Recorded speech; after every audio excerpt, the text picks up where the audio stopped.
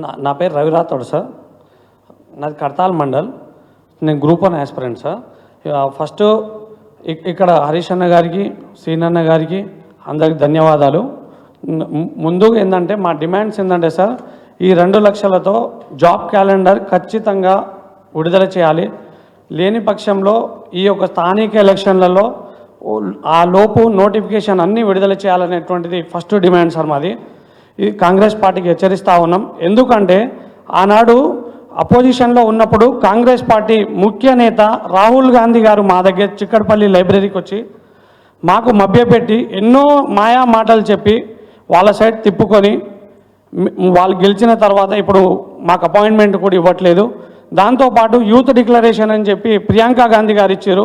Youth డిక్లరేషన్లో ఇచ్చినటువంటి అన్ని హామీలన్నీ తుంగలో తొక్కేసారు. దాంతోపాటు రేవంత్ రెడ్డి గారు కూడా ప్రెస్ మీట్లు పెట్టేసి మా గురించి చాలా మాట్లాడారు, కానీ మమ్మల్ని పట్టించుకోవడం లేదు. సో ఇప్పుడు హరీష్ అన్నే మాకు శరణ్యం అని చెప్పి మేము కోరుకోవడానికి వస్తూ ఉన్నాం ఇక్కడికి. దాంతోపాటు పదే పదే రేవంత్ రెడ్డి గారు మీరు ఇచ్చినటువంటి నోటిఫికేషన్ ఎంత, మీరు ఇచ్చినటువంటి జాబ్ ఎంత అనేటువంటిది మీరు తెలుసుకోవాలి.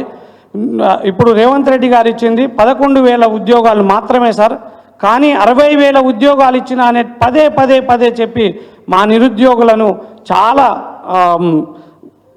చాలా బాధకు గురి చేస్తూ ఉంది సార్. ఆ విషయం అయితే ప్రతి సభలో అంటే ఒక సామెత ఉంటుంది కదా సార్, ఎవరికో పుట్టిన బిడ్డను నా బిడ్డ అని చెప్పుకొని సంకనెత్తుకొని ముద్దాడుతూ రేవంత్ రెడ్డి గారు ప్రతి మీటింగ్లో నేను ఇచ్చిన అని ప్రగల్భాలు పలకడం కరెక్ట్ కాదు.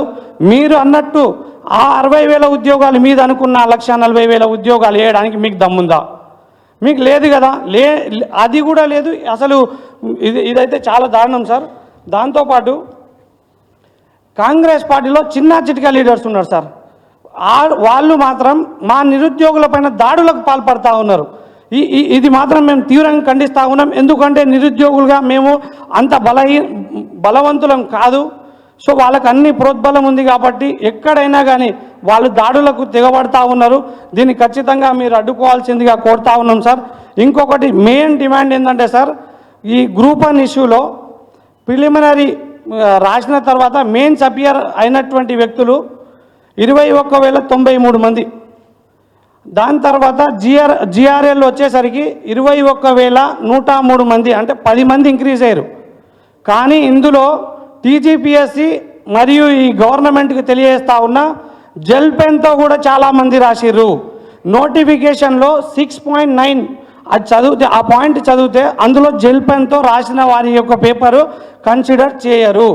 కానీ టీజీపీఎస్సీ కన్సిడర్ చేసింది. మా దగ్గర పూర్తి ఆధారాలు ఉన్నాయి.